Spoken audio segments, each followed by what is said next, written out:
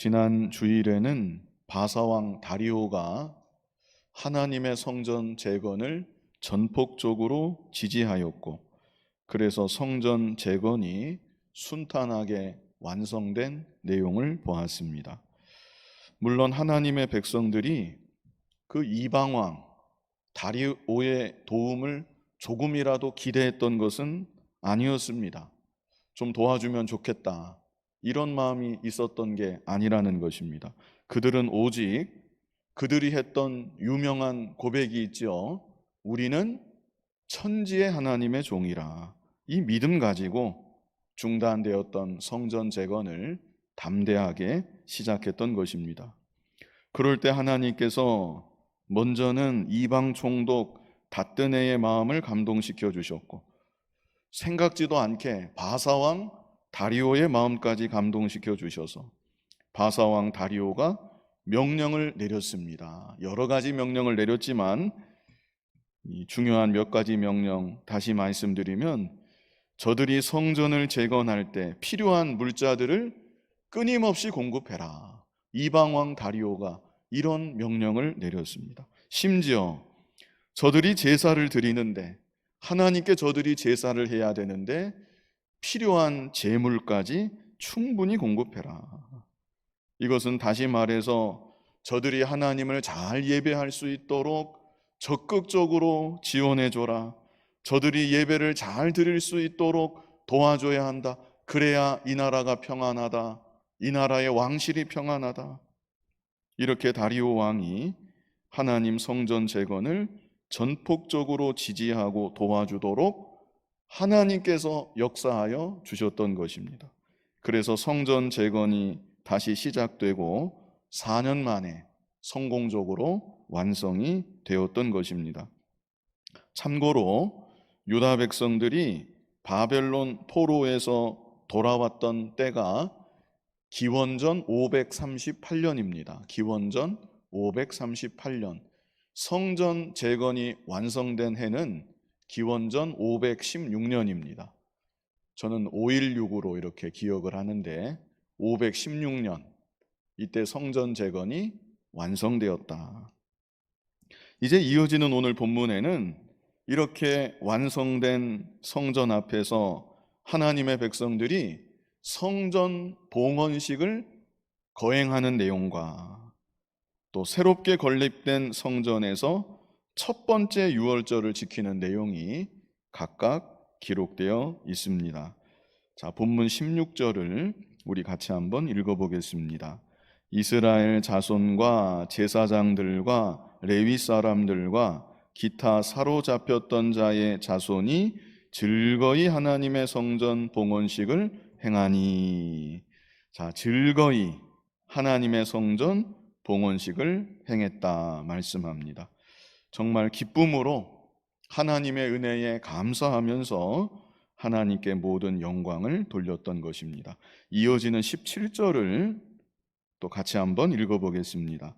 하나님의 성전 봉헌식을 행할 때에 수소 100마리와 순양 200마리와 어린 양 400마리를 드리고, 또 이스라엘 지파의 수를 따라 순염소 12마리로 이스라엘 전체를 위하여 속죄제를 드리고.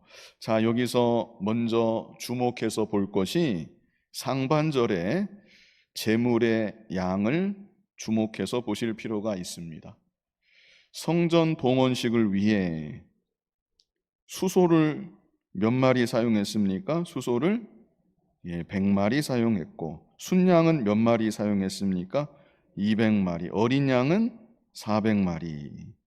이것만 보면 사실 감이 잘 안 옵니다. 성전 봉헌식을 과거에도 했었습니다.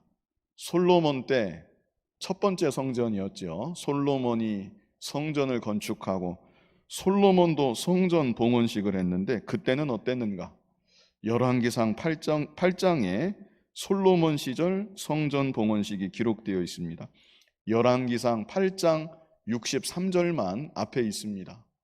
이 한 절만 우리 같이 한번 제물의 양을 생각하면서 같이 한번 읽어보겠습니다. 솔로몬이 화목제의 희생 제물을 드렸으니 곧 여호와께 드린 소가 2만 2천 마리요 양이 12만 마리라. 이와 같이 왕과 모든 이스라엘 자손이 여호와의 성전에 봉헌식을 행하였는데, 차이가 확 느껴지시죠? 단위가 다릅니다. 만대입니다. 아까는 100대였고 여기는 만대입니다. 소가 몇 마리였습니까? 2만 2천 마리. 양은 몇 마리였습니까? 12만 마리. 그런데 지금은 이제 무너졌던 성전을 재건하고 봉헌식을 하는데, 오늘 본문에 수소가 몇 마리요? 100마리, 순양이 200마리, 어린 양이 400마리, 다 합해도 1000마리가 안 됩니다. 계산해 보면 마리수로 해서 200분의 1도 안 됩니다. 솔로몬 시대 첫 성전을 봉헌하고 그때 하나님께 바쳐드렸던 예물의 200분의 1도 안 된다. 가령 이렇게 생각해 볼 수 있겠습니다. 과거에 200만 원을 하나님께 바쳤다. 그런데 지금 세월이 한참 더 흘렀는데 10,000원도 못 바치는 형편이 되었다. 이렇게 생각해 볼 수 있습니다. 자, 그런데 그럼에도 이들은 오늘 본문 16절 끝에 즐거이 하나님의 성전 봉헌식을 거행했다. 지금 아주 어려운 형편입니다. 어려운 형편 중에도 하나님 은혜에 감사했던 것이고, 자신들의 형편껏 최선을 다했던 것이고, 그리고 그러는 가운데 또한 즐거이 기쁨으로 성전 봉헌식을 거행했다는 것입니다. 숫자적으로 보면 200배 이상 퇴보했다. 퇴보라는 말이 적합할지 모르겠는데 하여간 200배 이상 줄어든 건 사실이잖아요. 믿음의 공동체가 200배 이상 줄어들었다. 쪼그라들었다. 그러나 하나님은 여전히 이들 가운데 살아 역사하고 계십니다. 이들의 성전 재건이 완성되도록 하나님께서 기적적으로 역사해 주셨던 것이고, 첫 성전에 비하면 너무나 초라한 모습이고 바쳐지는 제물의 양을 보아도 비교조차 할 수 없이 너무나 부족하지만, 그럼에도 하나님은 솔로몬 때와 마찬가지로 두 번째 봉헌식도 하나님은 어떻게 하셨어요? 기쁘게 받아주셨다. 이것이 중요합니다. 오늘날 우리들도 물질로 인해서, 외형적인 모습으로 인해서 낙심하지 말아야 된다. 과거와 비교하지 말아야 된다. 위축되지도 말아야 된다는 것입니다. 하나님은 중심을 보시는 하나님이십니다. 내가 처한 상황과 형편이 어떠하든지 잘 될 때나 안 될 때나 하나님 은혜에 감사하는 모습, 하나님은 그것을 기뻐하시는 것입니다. 하나님 은혜에 항상 감사하고 최선을 다해서 하나님께 바치고 나의 전심을 하나님께 기울인다면 하나님께서는 그것으로 인하여 기뻐하시고 모든 영광을 받아 주신다는 것입니다.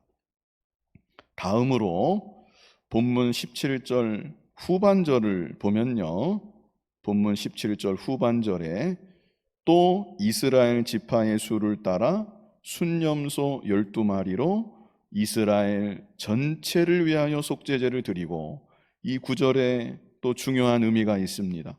이스라엘 전체를 위하여 속죄제를 드렸다. 지금 포로에서 돌아와 성전 재건을 완성한 이들은 남유다 백성들입니다. 정확하게 말하면 유다 지파와 베냐민 지파입니다. 두 지파인 것입니다. 그런데 이들이 속죄제를 드리는데 어떻게 드렸어요? 이스라엘 지파의 수를 따라 순념소 몇 마리입니까? 12마리로, 2마리가 아니라 12마리로 이스라엘 전체를 위하여 속죄제를 드렸다는 것입니다. 12지파 전체를 위해서 속죄제사를 드렸다. 나머지 10지파는 북이스라엘입니다. 북이스라엘은 남유다보다 150년이나 먼저 아수르에 의해서 멸망을 당했습니다. 그리고 열지파의 후손들, 북이스라엘의 후손들은 지금 여전히 우상 숭배를 하고 있습니다. 게다가 결정적으로 남유다 백성들 성전 재건에 함께 하자고 했을 때 너희는 우리와 상관이 없느니라 그때 그렇게 말했었죠. 그 말을 듣고 격분해서 악한 감정으로 고발장을 썼고 성전 재건을 중단케 했던 자들이기도 합니다. 그런데 남유다 백성들이 속죄 제사를 드리는데 이런 자들까지 다 포함해서 이스라엘 전체를 위하여 속죄제를 드렸다는 것입니다. 이것이 무엇을 말해주는가? 용서하는 마음입니다. 용서하는 자세입니다. 죄는 미워하되 사람은 미워하지 않고 사람은 용서하고 사랑하는 모습인 것입니다. 그래서 우리들의 죄만이 아니라 우리가 성전 재건에 관여했던 우리 유다 지파, 베냐민 지파 두 지파만이 아니라 나머지 10지파, 대적했던 10지파, 저들을 위해서도 대신 자복하고 회개하며 하나님께 속죄 제사를 드렸던 것입니다. 자, 중요한 것은요, 이것이 또한 참된 봉헌이라는 사실입니다. 참된 봉헌이다. 외형적인 성전 재건, 겉으로 의리의리하고 화려한 것, 그것은 중요한 것이 아니라는 것입니다. 참된 봉헌이 무엇입니까? 첫 번째는 어려운 중에도 하나님 은혜에 감사할 수 있는 것, 내 형편껏 최선을 다해 하나님께 바칠 수 있는 것, 그것이야말로 하나님 기뻐하시는 참된 봉헌이고, 두 번째로 그보다 더 중요한 것은 용서하는 것이다. 나에게 상처 주고 나에게 직접적인 피해를 입힌 사람들, 그들을 용서해주고 그들을 위해서 진심으로 기도해 줄 수 있는 것, 이것이야말로 하나님께서 가장 기뻐 받으시는 최고의 봉헌 예물이라는 것입니다. 마태복음 5장 23절로 24절, 우리 잘 아시는 구절인데요, 이 시간 같이 한번 뜻을 생각하면서 읽어보겠습니다. 그러므로 예물을 제단에 드리려다가 거기서 내 형제에게 원망 들을 만한 일이 있는 것이 생각나거든 예물을 제단 앞에 두고 먼저 가서 형제와 화목하고 그 후에 와서 예물을 드리라. 이 얼마나 중요한 말씀입니까? 예수님께서 직접 주신 말씀인데 우리가 이런 말씀을 마음속 깊이, 뼛속 깊이 잘 새겨두어야 합니다. 형제와 화목하지 못한 채 하나님 앞에 예물을 드린다. 하나님께서 그 예물을, 예물이 어떤 예물이든지 간에 기쁘게 받아주지 않으신다는 것입니다. 예물을 막 드리려고 하는데 화목하지 못한 일이 생각난다. 그러면 어떻게 해야 돼요? 24절에 예물을 제단 앞에 두고 예물 드리는 것을 중단하라는 것입니다. 먼저 가서 형제와 화목하고 그 후에 와서 예물을 드리라. 이게 예수님의 말씀입니다. 오늘 본문의 경우 그렇다고 유다 백성들이 여전히 우상 숭배하는 이 북쪽 사람들과 친구가 될 수는 없습니다. 함께 갈 수는 없다는 것입니다. 그러나 그럴지라도 어떻게 했어요? 그들의 죄에 대해서 대신 자복하고 회개하며 그들을 위해서도 속죄 제사를 드렸다는 것입니다. 마음으로 용서한 것이지요. 정말 원수같이 괴롭히는 북쪽 사람들이지만 그래도 마음으로 저들을 사랑하고 불쌍히 여겼다는 것입니다. 누가복음 6장 27절로 28절, 이 구절도 참 중요한 구절인데요, 우리 같이 뜻을 생각하면서 읽어보겠습니다. 그러나 너희 듣는 자에게 내가 이르노니 너희 원수를 사랑하며 너희를 미워하는 자를 선대하며 너희를 저주하는 자를 위하여 축복하며 너희를 모욕하는 자를 위하여 기도하라. 이것이 또한 예수님의 명령입니다. 너희 원수를 27절에 어떻게 해요? 너희 원수를 사랑하며 너희를 미워하는 자를 어떻게 대합니까? 선대하며 28절에는 너희를 저주하는 자를 위하여 축복하며 너희를 모욕하는 자를 위하여 기도하라. 이게 쉬운 일은 아니죠. 네. 결코 쉬운 일은 아닙니다.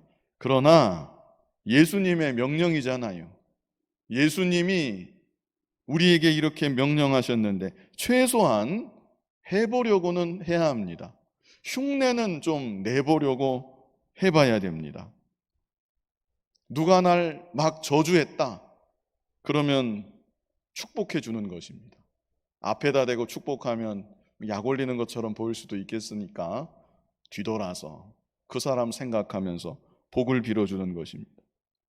누가 나를 모욕했다. 그러면 그 사람 생각하면서 또한 잘 되기를 위해서 기도해 주는 것입니다. 이게 뭐 마음으로 잘 안 돼도 흉내라도 한번 내보는 겁니다. 해보려고 시도는 한번 해봐야 되지 않겠습니까? 우리가 이렇게 살아갈 때 우리의 삶이 하나님께 바쳐지는 봉헌의 삶이다. 참된 헌신의 삶이 되는 것입니다. 교회적으로도 하나님께서 무엇을 가장 기뻐하시는가? 지체된 우리들 한 사람 한 사람이 서로가 서로를 사랑하고 용납하고 허물을 덮어주고 주님의 한 몸을 잘 이루어 나아가는 것, 그것이야말로 하나님께서 가장 기뻐하시고 우리가 교회적으로 드릴 수 있는 최고의 봉헌 예물인 것입니다. 교회가 뭐 의리의리하게 큰 성전을 짓고 사람들이 많이 들어오고 이것보다도 모여있는 우리들이 한 마음 한 뜻으로 하나 되고 사랑하고 용서하고 하나님 가장 기뻐 받으시는 최고의 헌물이고 예물이다. 그래서 먼저는 나부터 시작해야 합니다. 내 안에서 다른 이를 사랑하고 용서하고 적어도 내 편에서는 모든 지체들과 화목하고자 해야 됩니다. 그래서 하나님께 온전히 바쳐지는 헌신의 삶을 살아가는 우리들 모두가 되고 또 우리 교회의 모습이 되어야 하겠습니다. 이제 이어지는 본문 18절 또 같이 한번 읽어보겠습니다. 본문 18절 같이 읽겠습니다. 제사장을 그 분반대로 레위 사람을 그 순차대로 세워 예루살렘에서 하나님을 섬기게 하되 모세의 책에 기록된 대로 하게 하니라. 성전이 완성되었으니까 이제 제사장들 순번을 정하는 것입니다. 레위 사람들도 이 순차대로 이 순번을 정하는 것입니다. 그래서 성전 직무를 감당케 하는 것이죠. 여기서 중요하게 볼 것은 18절 끝부분입니다. 이 구절도 아주 중요한 구절입니다. 모세의 책에 기록된 대로 하게 하니라. 아주 중요한 구절입니다. 성전이 무너지고 바벨론에서 몇 년 포로 생활했지요? 70년 포로 생활했지요.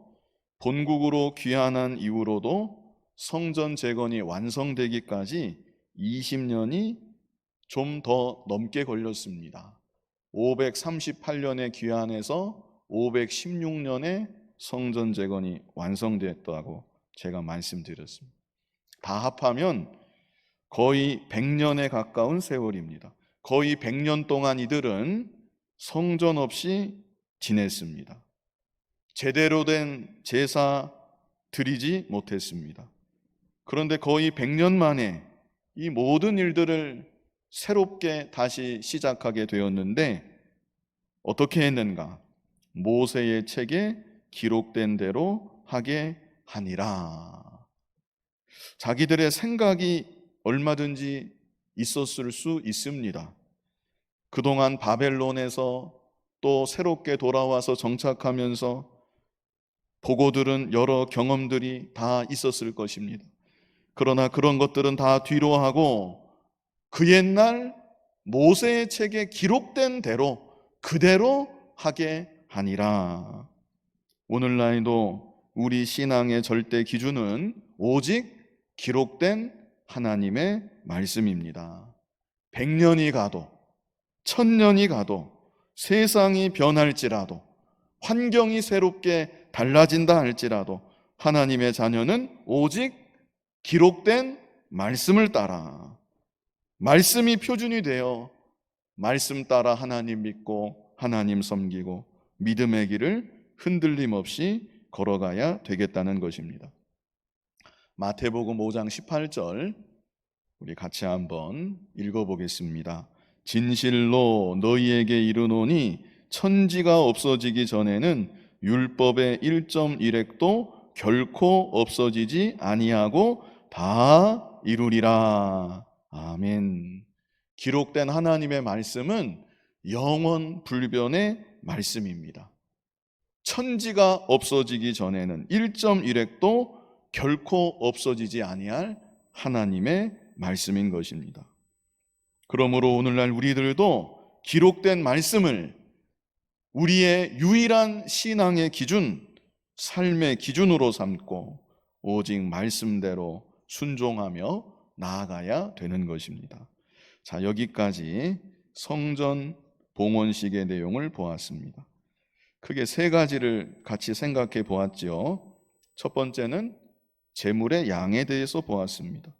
솔로몬 왕 때 봉헌되었던 예물과 비교하면 200분의 1도 되지 않는 너무나 초라하고 보잘것없는 양이었습니다. 제물들이었습니다.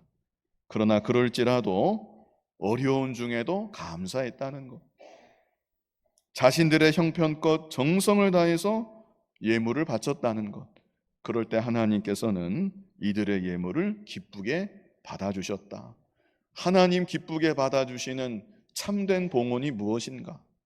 어려울 때나 좋을 때나 변함없이 하나님 은혜 감사하고 하나님께 내가 드릴 수 있는 최선의 예물을 바쳐드리는 것.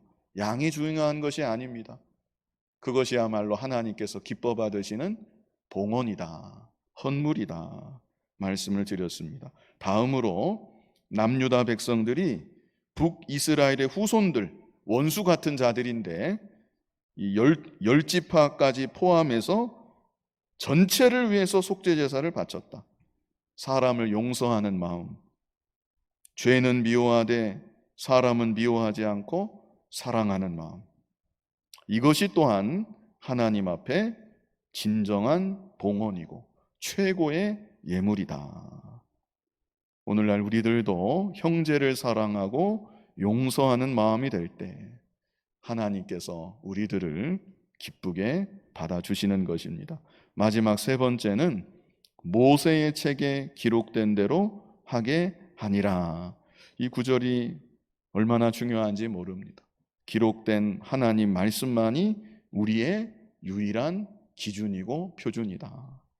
세월이 가도 그렇습니다. 이 세상 끝날까지 천지가 없어지기 전에는 1.1획도 변치 않고 다 이루어진다고 했는데 이 세상 끝날까지 예수님 재림하시는 그 순간까지 우리는 오직 하나님 말씀만을 표준으로 삼고 나아가야 되는 것입니다. 자, 이제 이어지는 내용은 새로 지은 성전에서 유월절을 지켰다는 것입니다. 자, 본문 19절 같이 한번 읽어보겠습니다. 사로잡혔던 자의 자손이 첫째 달 14일에 유월절을 지키되, 유월절을 지키게 되었다는 것이죠. 유월절을 지킨 것에 중요한 의미가 있습니다. 유월절은 어떤 절기입니까? 무엇을 기억하고 무엇을 기념하는 절기입니까? 과거 이스라엘 백성들이 출애굽한 사건을 기억하고 기념하는 절기, 그것이 바로 유월절입니다. 좀 더 구체적으로 설명을 드리면 하나님께서 애굽 땅에 10가지 재앙을 내리셨지요. 그런데 9번째 재앙까지 애굽의 바로 왕이 굴복하지 않습니다. 그래서 결국 마지막 10번째 재앙이 임하는데 10번째 재앙이 어떤 재앙이었죠? 장자 재앙이었습니다.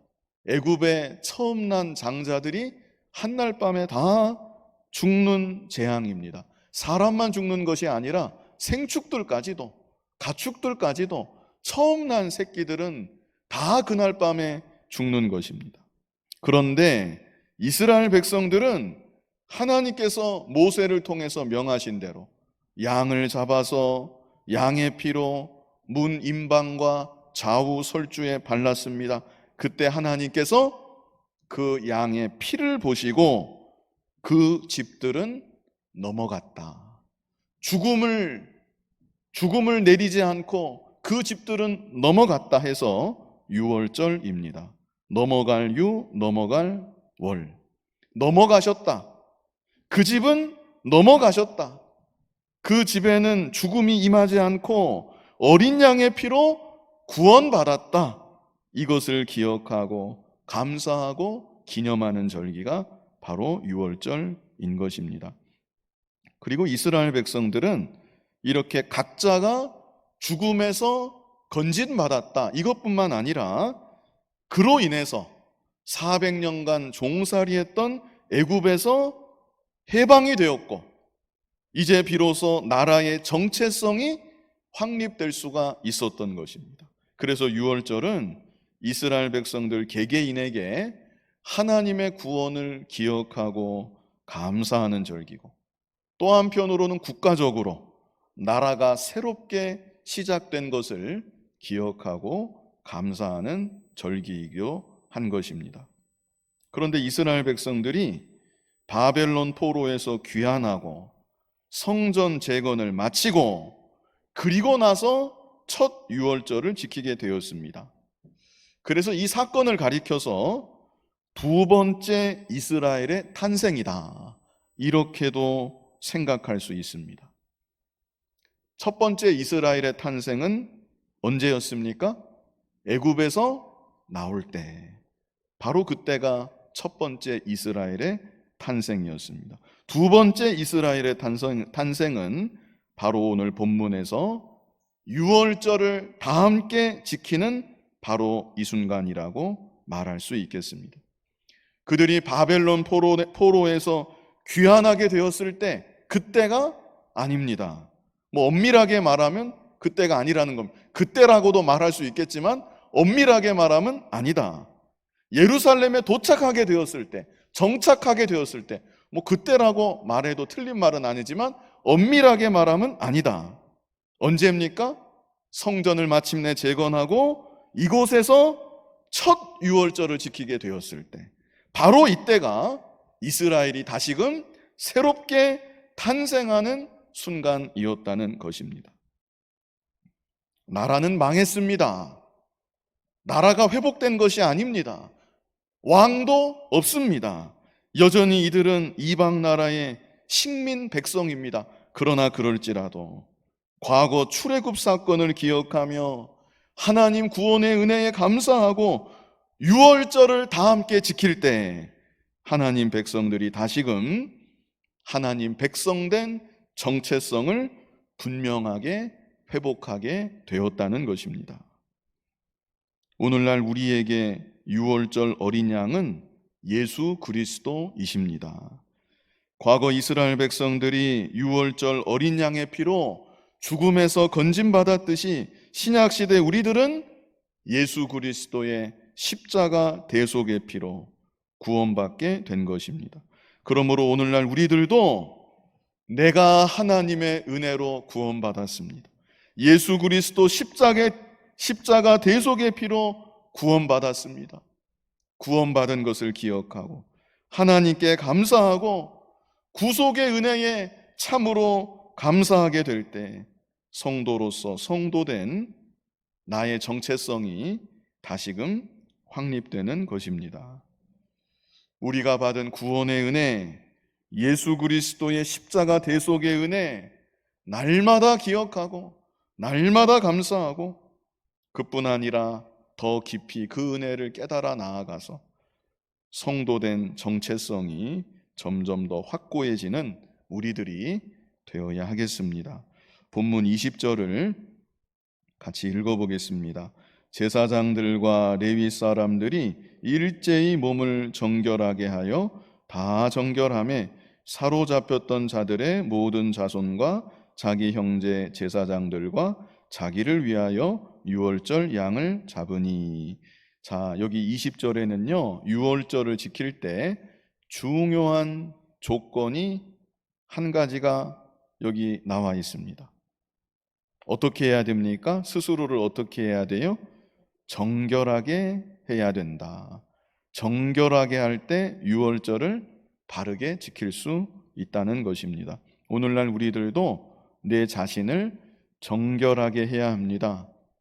죄를 끊어버리고 마음에 더러운 거 회개하고 깨끗하게 해야 합니다. 더러운 행실이 있으면 회개하고 끊어버려야 합니다. 그럴 때 그리스도의 구속의 은혜를 더 깊이 깨닫게 된다는 것입니다. 성도의 정체성이 더욱 굳건하게 확립이 된다는 것입니다. 구원의 은혜 가운데 더 깊은 감사를 할 수 있고 온전한 기쁨을 누릴 수 있게 되는 것입니다. 21절 같이 한번 읽어보겠습니다.